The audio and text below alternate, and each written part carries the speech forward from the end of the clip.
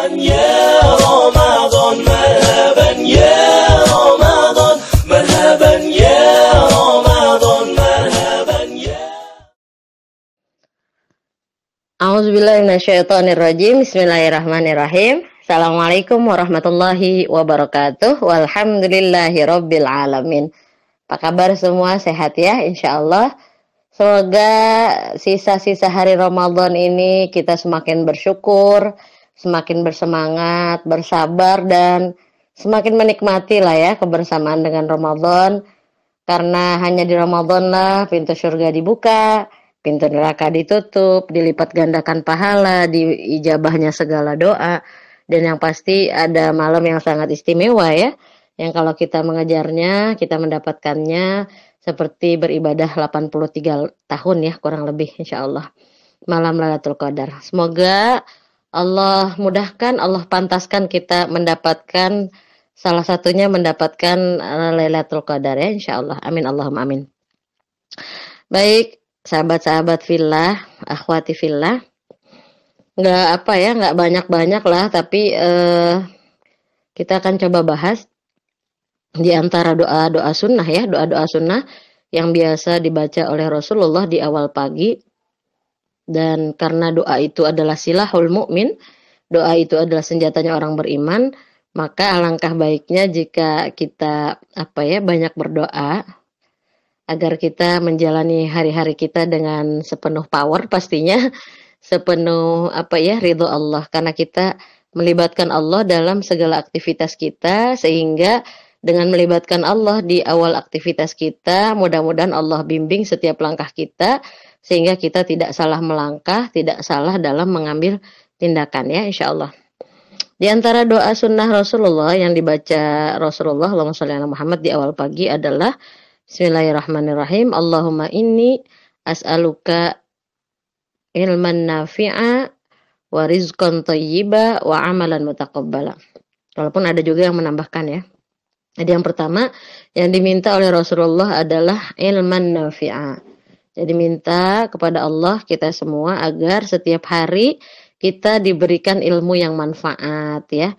Kalau ibaratnya gini, ilmu tuh lebih penting dibanding makan gitu. Artinya gini, kalau makan aja sehari 3 kali, maka untuk menghadapi era pandemi saat ini, kita harus banyak mendengarkan ilmu-ilmu yang baik supaya energi kita, spiritual kita tetap kokoh ya, meskipun di era pandemi. Makanya yang pertama, kita minta kepada Allah di awal pagi supaya kita mendapatkan ilmu yang manfaat. Ilmu yang manfaat artinya bukan hanya kita dengarkan masuk telinga kanan, keluar kuping kiri ya, tapi bagaimana ilmu itu bisa kita aplikasikan dalam kehidupan sehari-hari, terutama ilmu-ilmu yang berasal dari Al-Quran dan As-Sunnah ya. Kalau bisa kita segera aplikasikan setelah kita mempelajarinya, memahaminya gitu ya, segera mengamalkan dalam kehidupan sehari-hari supaya nggak lupa gitu. Karena biasanya ilmu tuh kalau nggak diamalin lupa. Nah, better ya untuk supaya ilmu kita manfaat, kita jangan menunda untuk mengamalkan.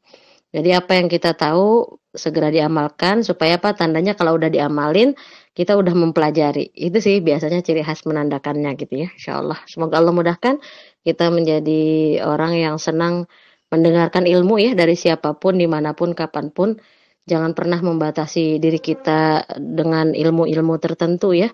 Tapi apapun ilmu hidup, ilmu kebaikan apapun kita coba aplikasikan, kita dengarkan, selama itu baik, selama itu tidak melanggar syariat, selama itu positif ya, kita coba terima dari siapapun, karena semakin luas keilmuan kita, insya Allah akan berefek pada luasnya pergaulan kita. Semakin luas keilmuan dan semakin luas pergaulan biasanya minim baperan, tapi akan semakin berperan. Jadi kalau ada orang baperan biasanya karena ilmunya minimalis, pergaulannya juga minimalis ya.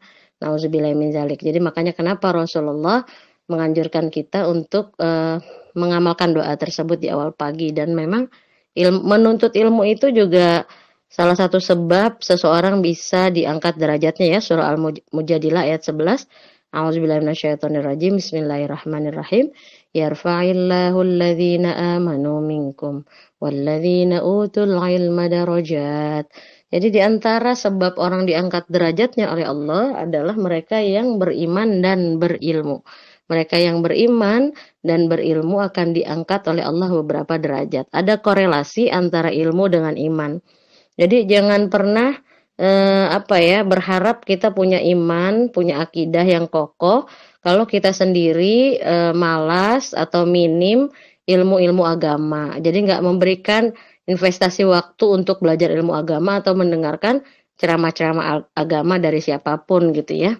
Jadi orang bisa luas keimanannya, bisa kokoh keimanannya, akidahnya karena luasnya keilmuannya. Jadi ada korelasi.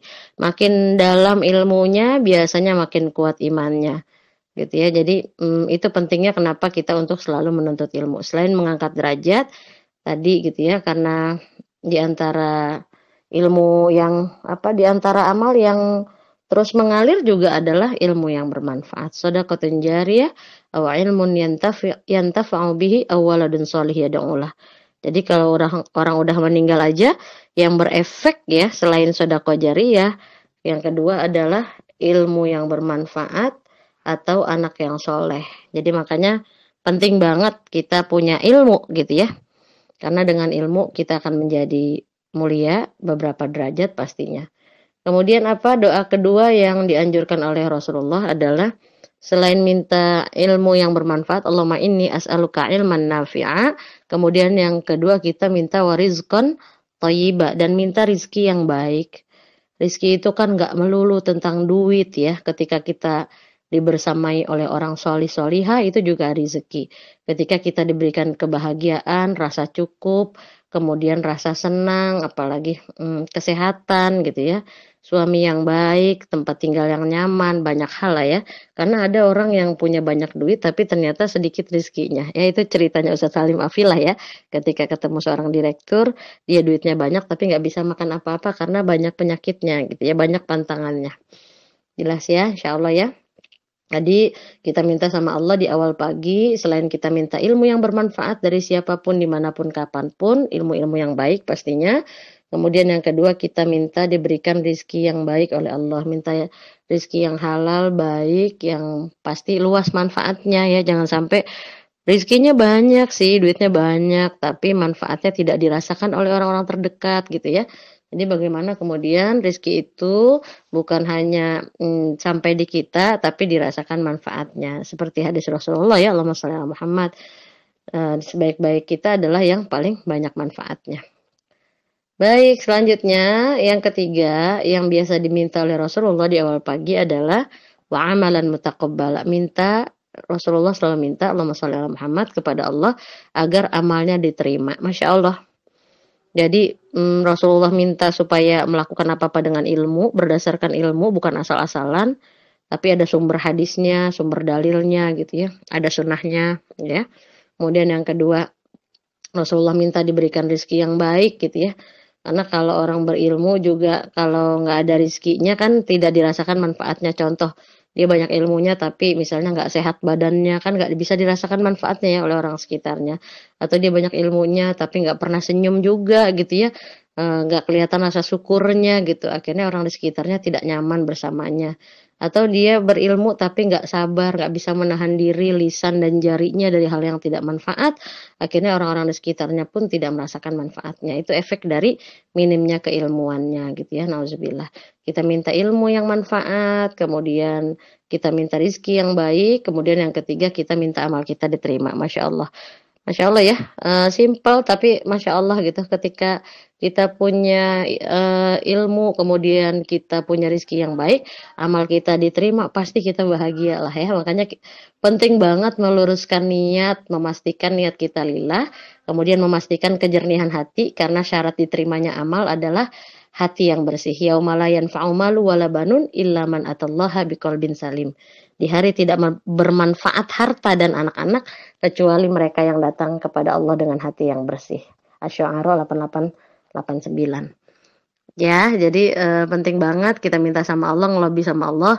Mudah-mudahan Allah terima amal kita dan yang pastinya nanti aku share ada juga doa-doa yang kita minta jangan sampai kita punya amalan itu.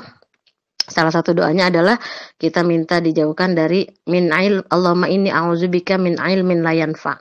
Rasulullah juga berdoa agar terlindung dihindari dari ilmu yang tidak bermanfaat. Kemudian Rasulullah juga minta wa a'udzubika min qalbin la yakhsha, minta dari hati yang tidak takut, nggak khusyuk gitu. Jadi Rasulullah minta juga supaya jangan sampai punya hati yang nggak khusyuk, nggak takut, nggak nikmat dalam beribadah, masya Allah. Kemudian yang ketiga Rasulullah juga minta ya doa yang biasa diminta sama Rasulullah supaya dihindarkan dari wa a'udzubika min nafsin la tashba', dan aku berlindung kepadamu dari jiwa yang tidak pernah puas. Jadi Rasulullah juga minta supaya merasa cukup, qanaah, terhindar dari sifat rakus, tamak, lain sebagainya ya. Kemudian yang ketiga, yang keempat, wa a'udzubika min du'a la yasma' atau layasma atau layusma ya, nanti dicek ya, layasma atau layusma, atau di hadis yang lain layustajab. Jadi selanjutnya Rasulullah juga minta dihindari dari doa yang tidak mustajab.